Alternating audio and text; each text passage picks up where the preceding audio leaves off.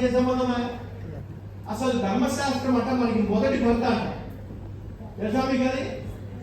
తెలుసా? అసలు ఇర్మయాలో అంటాడా నేను భర్త కావాలి ధర్మశాస్త్రం నడిపించాడు ఇక్కడ చూడండి. తెలియదా?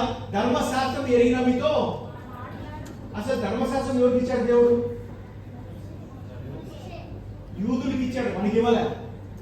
గుర్తుపెట్టుకోండి, మన కాదు ఇచ్చింది. ఓకే, మనకి ఇచ్చింది మనసాక్షి.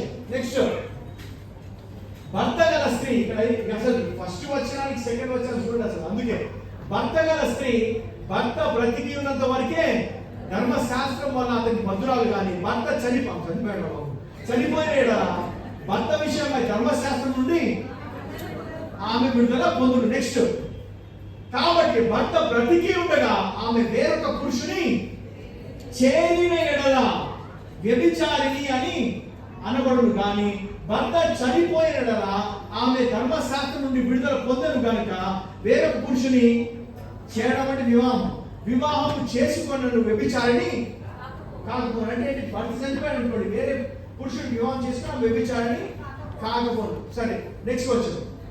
కావున నా సహోదరులారా, అసలు ఇప్పుడు ఎవరు చేయాలి అర్థమే కాదమ్మా కొంతమందికి. నాకు కూడా అర్థం కాదు. ఇది మరీ టూ మచ్. ఇది నువ్వు ఇస్తే నేను తెలుసుకుంటా. ఇది నాకంత సీన్ లేదు, నేను అసలు అంత జ్ఞానిని కాదు. నువ్వు తెలిస్తేనే నువ్వు పైనుంచి తెలవబడితే నాకు తెలుస్తుంది. ఇవన్నీ ఆయన ఇచ్చాడు కాబట్టి చెప్తున్నా మీకు. ఇది బాగా చదవాలని మాత్రం కాదమ్మా ఇది.